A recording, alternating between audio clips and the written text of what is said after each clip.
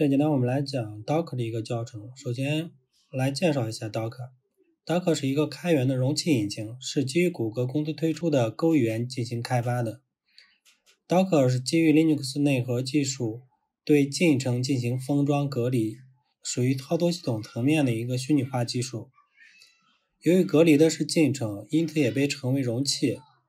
Docker 最初是由 .cloud 公司创始人在法国期间发起的一个公司内部项目。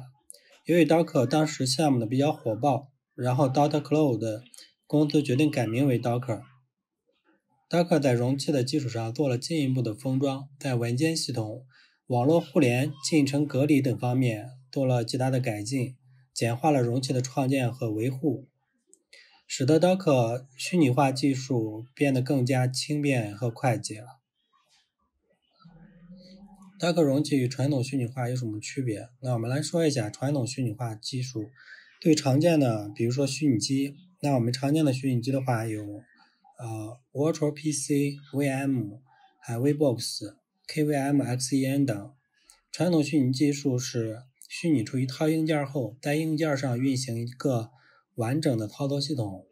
在该系统上运行所需要的应用进程。而 Docker 容器虚拟化技术呢，它是直接运行于宿主机的内核，容器内没有自己的内核，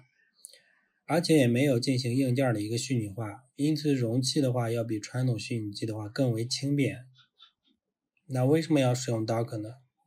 一个是高效的利用系统资源， Docker 对系统资源的利用率更高，无论是应对执行速度、内存消耗或者文件存储速度，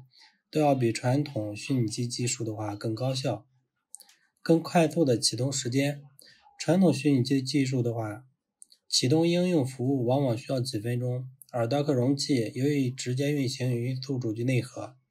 所以不需要启动完整的操作系统，可以做到秒级甚至毫秒级的一个启动时间，节约了开发测试部署的一个时间。一致的运行环境，平时工作中开发环境、测试环境、生产环境都是不一致的，导致一些 bug 在开发期间是发现不了，而用 Docker 的话不会出现这些问题，也就是保证了一个环境的一致性。CI/CD 持续化集成与持续化部署，开发人员可以通过 Dockerfile 来进行镜像的构建，运维人员可以直接生产环境中直接部署该镜像，更轻松的迁移代码。由于 Docker 确保了执行环境的一致性，用户可以很轻易的将一个平台上的应用迁移到另一个平台上。还有一个是系统支持量，单个主机的话可以支持上千个 Docker 容器，而虚拟机一般是10几个。接下来我们就讲一下不同环境当中安装这个 Docker 的一个教程。